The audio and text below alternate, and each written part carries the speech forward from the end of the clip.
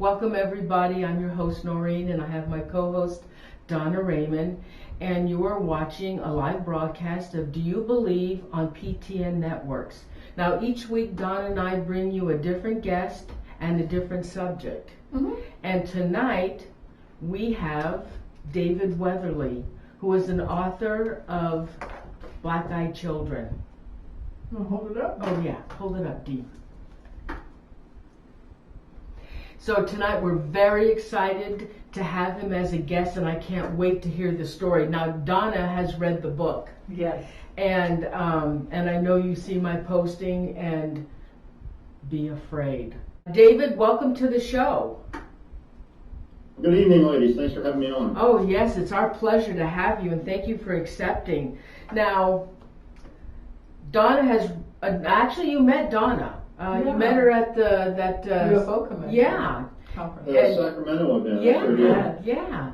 And she that was a great event. Oh yeah, it That was. was wonderful. And Donna did read your book.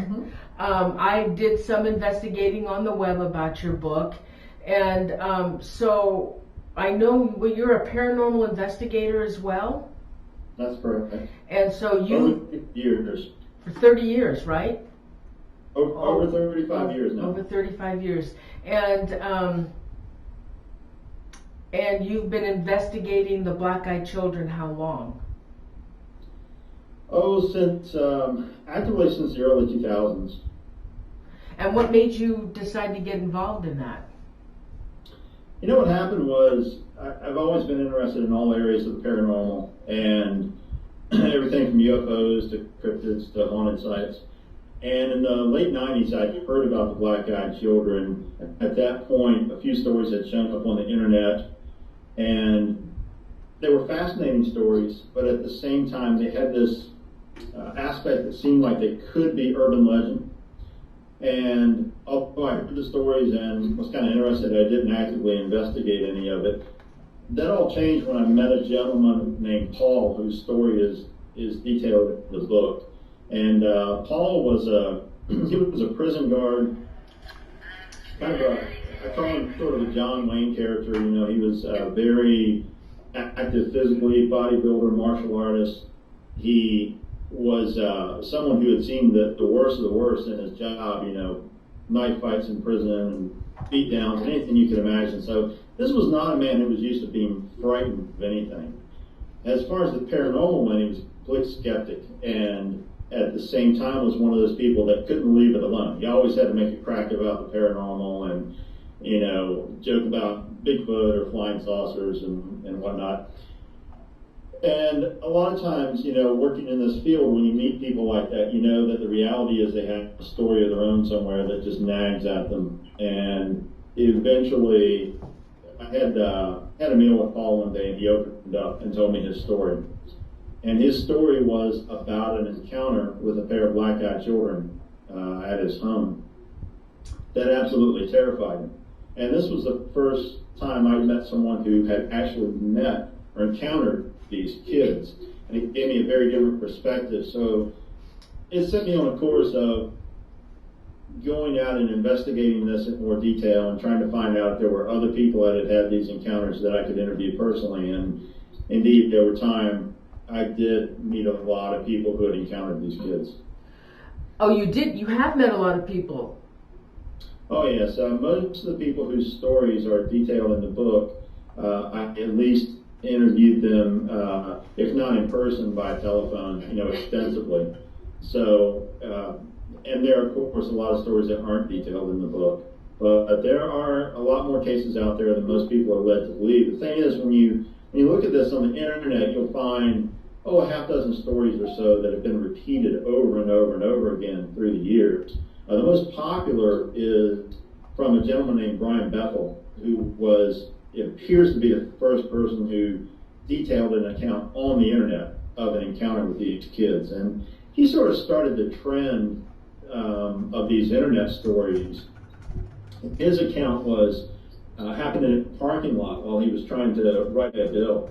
And two children approached his car, tapped on the window, and he started to have a dialogue with these kids, and they were asking him, questions that were very strange. They wanted to ride back to their house to get some money because they wanted to see a movie, and he had the consciousness to pay attention to the movie marquee and realize that the movie they wanted to see was, 2/3 over or something, and it was the last showing. So things weren't adding up. And at the same time, he was finding that he was growing very nervous in his with the proximity of these kids.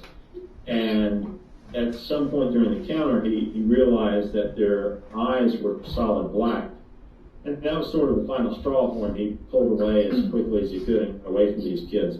Now, after he posted that story on the internet, something about it just really resonated with people.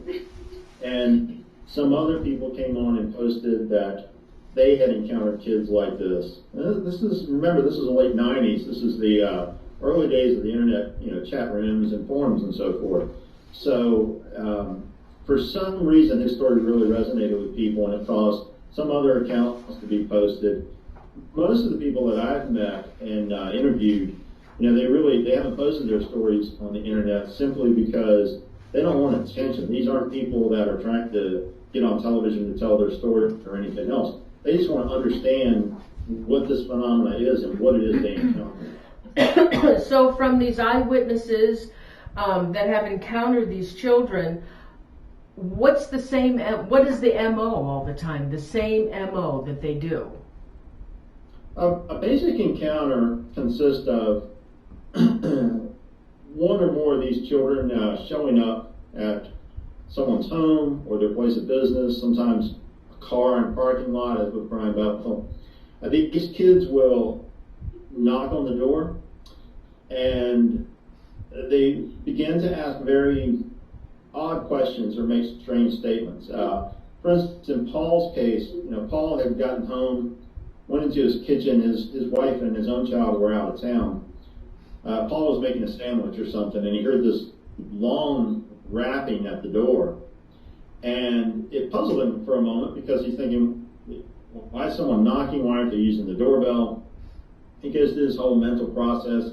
He goes to the door and he opens the door. He finds two young kids who are standing on his doorstep with their heads slightly down. They're wearing sort of drab clothing. And when he opens the door, they say, "Hey, we just thought we'd come in for a while." And, imagine who we're talking about. This gentleman is, not used to being confronted with something like this. And he says, I think you guys have the wrong place. He proceeds to try to dialogue with them, but they don't really respond to his questions. They just sort of redirect things. So when he says, I think you have the wrong place, they say, well, we'll just come in for a little while anyway. And in all of these encounters, these kids proceed to try to convince the person to invite them inside. Right. They want to be invited. There are no cases of them intruding into someone's household or car or anything else. They always try to talk the person into inviting them in. And don't they say from the cases that I read that you put in your book that they pretty much repeat the same phrase over and over again? And that you said people have tried to have conversations with them, asking them questions, and they never repeat it. All they do is repeat the same phrase. I want to come in, invite me in, I want to come in. Correct. That's correct. It's almost as if they memorized a set number of phrases, and those are the only ones they can revert to when people try to question them or get more information from them. So it's very odd. And what happens during the encounter is that the victim, for lack of a better word, they find themselves growing more and more nervous being close to these kids, and it eventually reaches the stage of just panic. And they just want to run away from these kids because they're terrified. People report, they use phrases like feeling like these children are predators, like they're being sized up for lunch or something. It's a very bizarre situation because we're dealing with kids. And psychologically, we shouldn't be frightened of kids that way. If they're asking for help, we're sort of programmed to want to help kids for the most part. Right. And to be placed in this situation, it's very mentally, it's very confusing. How old are these children? You know, the average age of most of the encounters, people describe them as being between 8 and 13 years of age. In that range is where we find the greatest number of cases. And how many show up at a time? Are they by themselves? Do they have friends with them? It varies. For the most part, you usually find 1 or 2. Occasionally there are 3. Really? And so they ask to come in. Do you know of anybody that has ever let them in? Oh, there's a whole chapter in the book on one particular case that dealt with someone who invited one of the kids in. And rather than go into all the details here, I'll give you this sort of short version of it. It was a woman who was driving home. She had her 10-year-old son in the back of her SUV. Right. And so it was in a rural area. She stopped at a convenience store to run in and get some bread or milk, and she left her child in the back seat. And this is something she'd done on a lot of occasions. She ran into the store, and in those few moments that it took her to go into the store and come back out, when she got in the SUV, sort of on autopilot, she stuck the key in, she glanced in the rearview mirror. Staring back at her was a child with black eyes, and he was in the middle of the back seat. Her son was sitting directly behind her, behind the driver's seat. And when she saw this child's face in the mirror, sitting beside her son, she was just automatically terrified. And she jumped out of the car, she grabbed her son out of the back and ran into the store, and a lot of things ensued from that situation.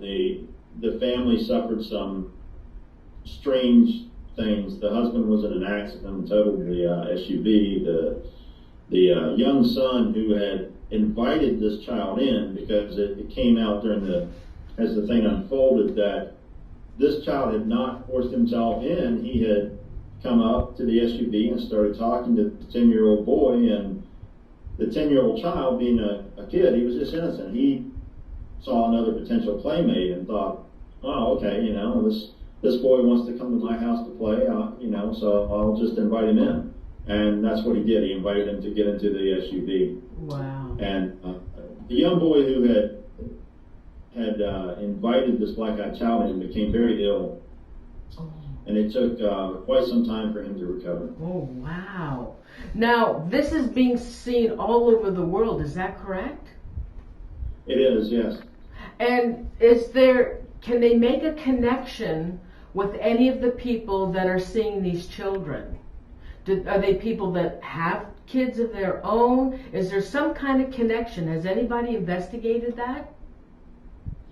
That's something I've looked at very closely. Even when I first started investigating these cases, I created a long document basically so that when I interviewed people, I could look at any potential connections between the witnesses to this phenomena. And there are very, very few connections between them. It seems to cross all the boundaries of race, religion, ethnic background.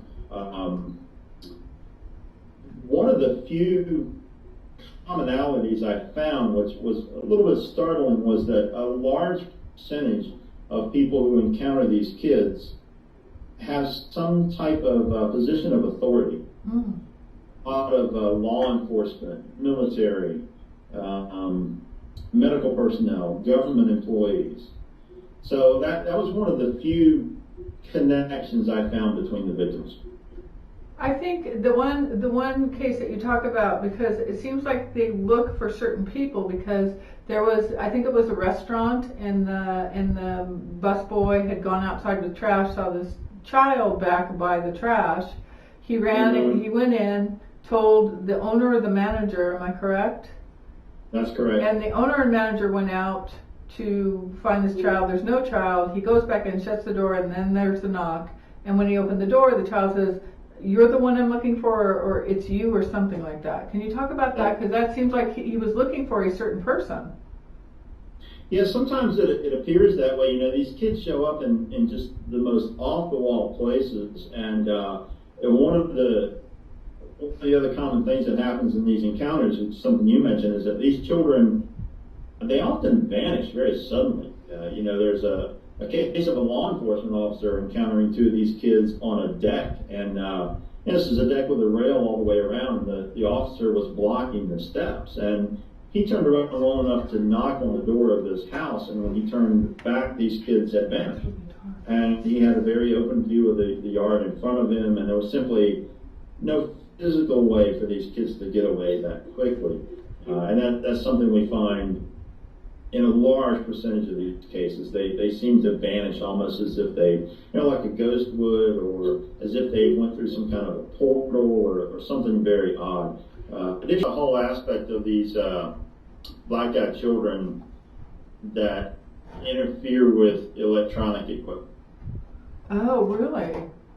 And this is something that is fairly new. In fact, it didn't become very obvious until after my book was released. There's a couple of pieces on my blog, which is, I'll throw a picture in here, it's twocrowsparanormal.blogspot.com. Nice. Spell out TW.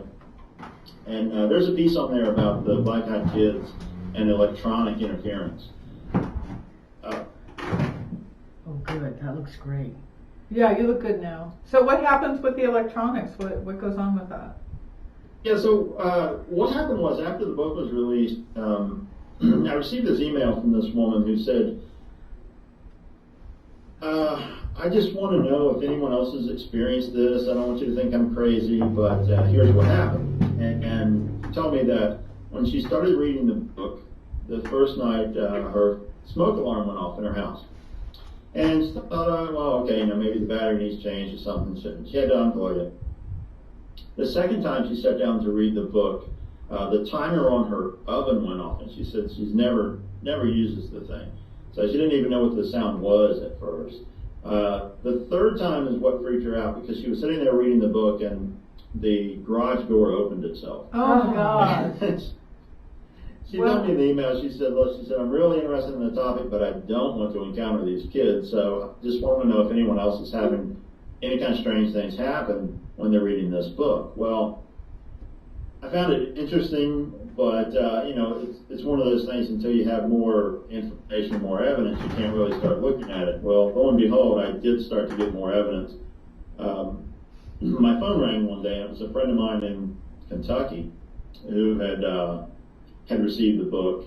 And when I answered the phone, there was nothing there but static and a lot of noise. Well, this went on for several days, maybe a week, that I would keep receiving these phone calls from him, and it was just background noise. And I thought, well, okay, I sent him a text. I said, hey, man, I think your kid's getting your phone and dialing me because, you keep getting these messages on my phone. And he apologized. Happened again a couple more times. Finally, he got in touch with me, really kind of freaking out, because he said that he was sitting on his bed reading. His telephone was sitting beside him, and no one was even touching it. He saw it light up and dial my number. Oh my God. And this puzzled him enough that he took it to the cell phone provider the next day and said, look, explain this to me. It's only dialing this one person's number. It's doing it randomly. And the cell phone company couldn't explain why it was doing it. It just kept happening. It took a break for a while, and what was funny, he was doing a little mini tour of some different paranormal sites, and of course his phone dials me one day by itself when he's in Point Pleasant, West Virginia. Now, Point I don't know if Pleasant, that's the Mothman. That's the site of the Mothman. Yeah. Oh my God! Well, do you think these black-eyed children? Is there any connection with is there any connection with these black-eyed children and the Mothman? Because the Mothman had big red eyes, though. That's correct, but there are connections in terms of some other aspects. The Mothman was perceived by a lot of people as an omen of disaster. Of course, is most often connected to the collapse of the bridge, the Silver Bridge. But there are other things that the Mothman supposedly was connected to that made him sort of an omen of doom or bad fortune. And the same is true with the black-eyed kids. There are a lot of people that encounter these children, and afterwards they have a very unfortunate turn of events in their life. Anything from a death in the family to loss of their relationships or their job, accidents. So a lot of strange indications that these kids do indeed precede some negative events in a person's life. Now, it's not saying necessarily that the kids bring the energy of that disaster. This could be, and a lot of people certainly believe that, but it also could be that they're somehow symbolic of these things unfolding. Now, are these kids intelligent? Do they talk intelligent, or they just say the same thing? Let me in your house. Well, that's a good question. I mean, they obviously have some form of intelligence, but in a lot of cases, it appears that their understanding of communication is very limited. As I stated earlier, it often seems that they have memorized a set of phrases that they keep repeating over and over again. But a lot of times their language it's almost as if they don't quite have it right. There was a very bizarre case out of Texas that it's recent. It's not in the book. It's on my blog. There was a gentleman who came home, and as he was opening his door, he encountered one of these kids standing on the lawn beside his door. And this black-eyed child looked at the gentleman and said to him, "Is it food time?" Oh. This statement alone really creeped him out, because people don't talk like that. Is it food time? And the boy repeated it at some point and said, I think it's food time. You should invite me in. That's not normal language. No, it's not. There's another thing, too, that you write in the book about a case where, and I don't know if it's the first man that you talk about, the guard, but it seemed the child or the children knew what he was doing before when he opened the door, they said, I want to come in and watch a movie with you or something. But they knew what he was doing, and how would they know that? Right. There are a few cases like that. There's a very bizarre one that's in the book out of London. And this gentleman, the pair of kids that showed up in the hallway of his flat. Now, he lived in a secured building, so he needed a key to get in the front door. He lived on the second floor. He went through the keyed entry. He went upstairs and went into his flat and put his things down, and I don't know, he flipped the television on and went to get a drink or something, and he hears this bizarre thump, as he described it, out in the hallway. And this happens a second time.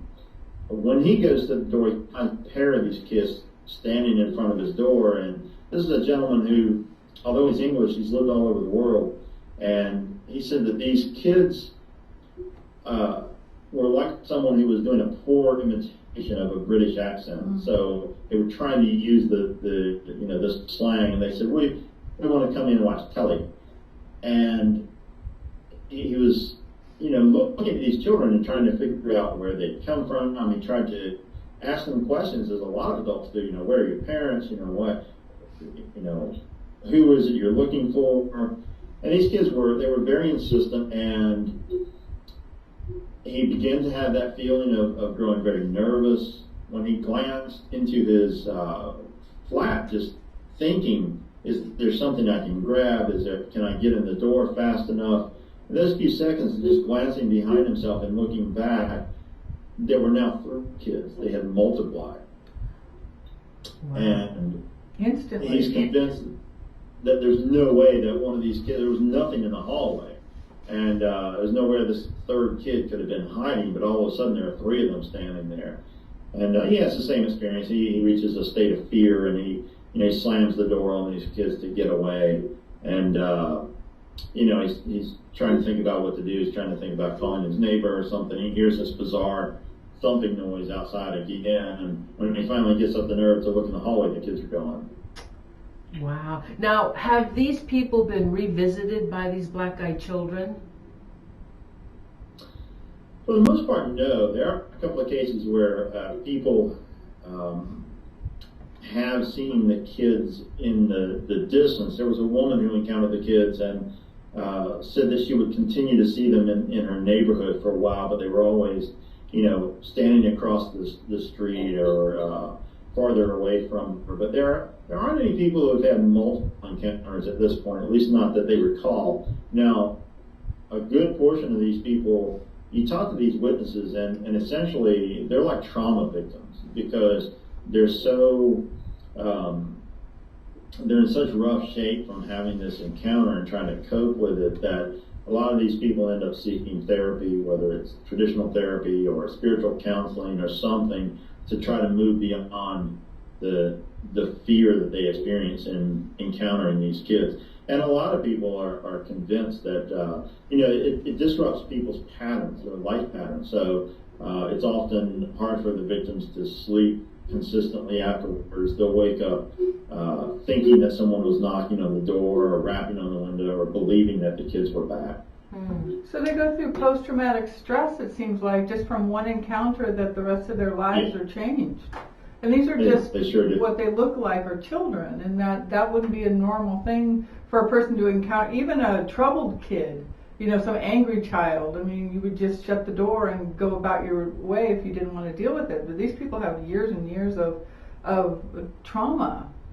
That's correct. That's correct. And I can't emphasize enough that, a lot of people, the entire focus of these encounters has been put on the fact that these kids have black eyes. And yes, that's bizarre, but it's not the entirety of what's transpiring in these encounters. There's something about these children, these beings, whatever they are, that is creating a level of fear in people that is very difficult for the victim to go beyond. Has anybody ever taken a picture of them?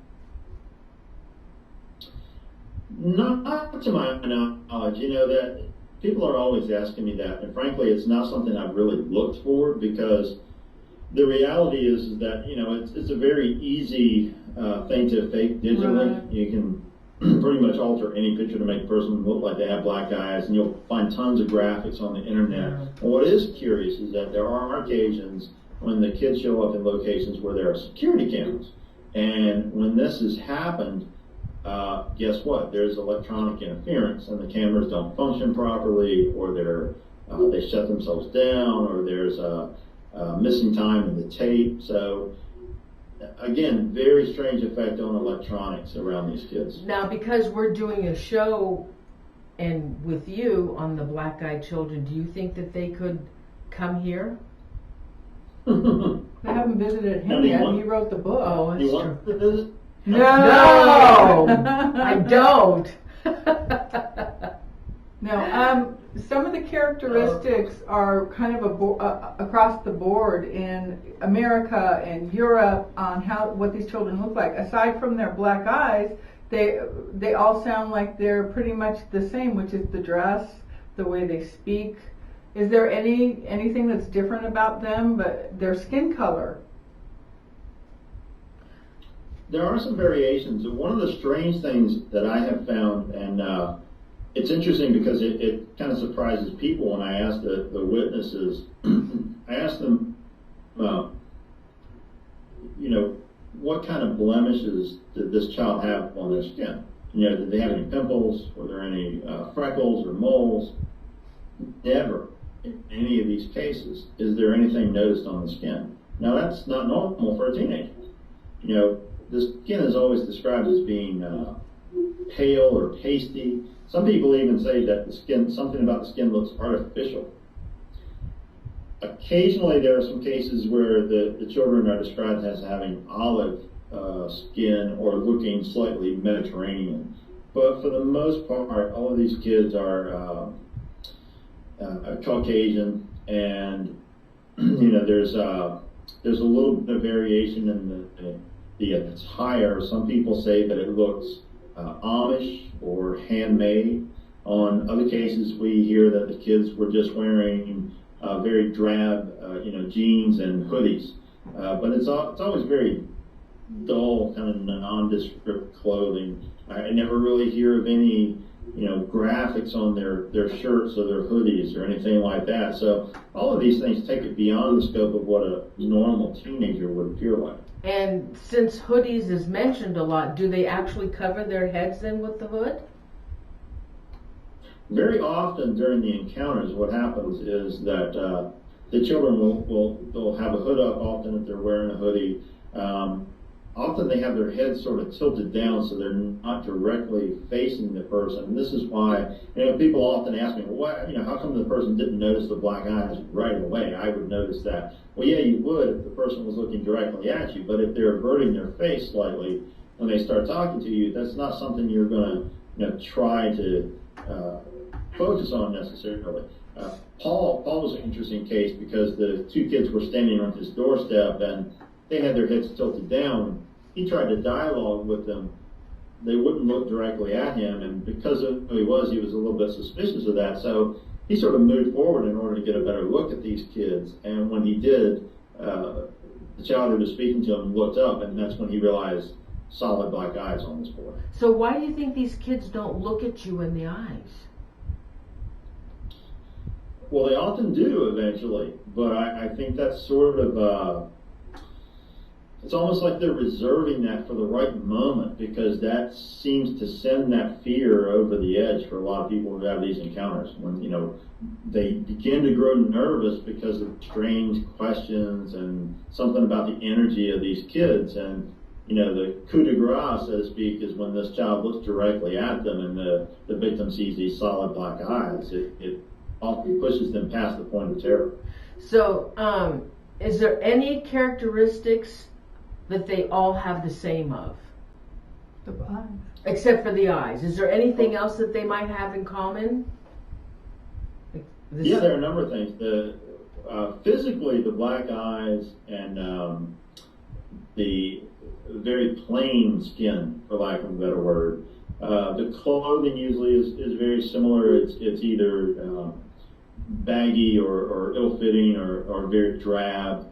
And the speech is described as being very monotone. A lot of people who encounter these kids believe that some type of mind control or hypnosis is being attempted, because the children repeat phrases over and over again in a very monotone voice. And, if a question is asked directly of them, they don't really answer. They just sort of redirect with the same phrases again and again. Do you think they're human? No, I don't. You have many theories on what some people think they are or what you think they are. Could you talk about some of those, from vampires to aliens to ghosts? Sure. And I tried in the book very hard to not show any kind of an agenda on my part as far as pushing any particular theory. And what I did was I laid out all the information and drew all the correlations between the black-eyed kids and other paranormal phenomena. One of the things that's most fascinating about this phenomena is that it does sort of cross the boundaries of a lot of different things within the paranormal. They have a lot of things in common, for instance, with the undead mythos, the need to be invited in, this sense of trying to lull someone or hypnotize someone. A lot of people are convinced that these beings are actually some kind of demonic entity. And of course, some of these things I just stated relate back to classic vampire lore. But you can equally draw as many correlations with alien hybrids. And that's probably the most popular theory, to be honest, is that these kids are an alien-human hybrid because of the black eyes, the pale skin, and some of their mannerisms. Now, they also have things. Go ahead. They have things in common with quite a few other paranormal phenomena. The jinn, for instance, which is a Middle Eastern trickster type of entity, for lack of a better word, without going into the jinn in depth. But the jinn are able to shapeshift, and a lot of people have the theory that these black-eyed kids are actually a form that the jinn are taking to try to get into people's energies and consciousness. The kids also have things in common with what's called a tulpa, or a thought form, a being that's created from pure mental energy that in turn feeds off of energy. So we see these cases where these kids, it's almost as if they're entire purpose is to create this high level of fear within the victim, and that's enough because they suddenly go away. Equally, they vanish in a manner that we only find in cases of ghosts or hauntings. It's very strange how these kids, just in the blink of an eye, can be gone. And so it was one of the things that I found the most fascinating when I started writing the book. And, it's something that I explored as you saw in the book itself. We actually have a viewer that has seen a black-eyed Cheyenne. She's seen a black-eyed Yeah, child? can I just read what she's putting in the chat here? Okay. Absolutely, and I'd love to hear from her. So have her contact me. I always like to hear these accounts. Awesome. Yeah, Cheyenne, will you do that? David Weatherly, he's on Facebook. Will you contact him with your story? But let me read this. She said, I've told you this all before, that this girl that I saw, it was her looking at me and looking terrified. She ducked her head and moved away quickly. She was asking directions and came out of nowhere. All right. She literally looked terrified when she glanced and looked at me, freaked the living daylights out of me, and it's something I will never forget anytime soon. She was, I would say, in her early 20s. She was she was asking where another city was, and this was around 3 a.m. Let me go down. She was, I would say, in her, okay, there's more if I can find it. Okay, in the morning, but her eyes had absolutely nothing in them, and they were as black could get. Now, I also have received a message today from one of my Facebook friends as well, and actually she lives up in the Sacramento area. Okay. And she sent me 2 messages, and they're probably like information on top of one another. Let me see if I can decipher this thing here. Okay, well, I've seen 2 black-eyed children in my life. One on my street was a girl. I thought I was seeing things or maybe contacts. Blew it off.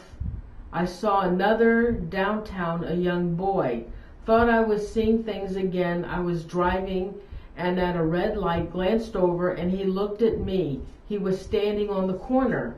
Struck me kind of funny, weird. The light turned green, and the weird part of this, maybe 4 or 5 more blocks down driving, I saw him again, the same kid, exactly the same clothes and the same face and the eyes. He looked at me again, weird. There's somebody, Paul Dale Roberts from Sacramento. He wrote about her story in some article that he posted. And this was many years ago, but she said, I'll never forget. I don't know if these kids have contacts, which I thought of at first, but how the heck could I see the same kid twice? I was driving, he was on foot. Just thought I'd share that. Then she had talked about that girl. She said maybe I should explain about the girl as well. The one on my street in front of my house. I am a good neighbor and I care for my neighbors.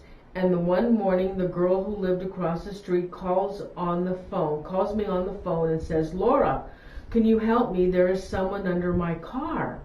I said, what? The neighbor was a young girl. I said, be right over. I walk outside and the neighbor is standing on her porch pointing. I walk across the street and sure enough, there's a girl and a bike half under the car.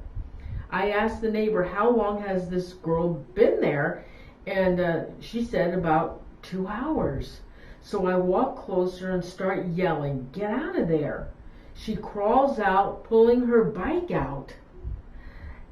She won't look at me, but she stands and starts walking. I say, hey, are you all right?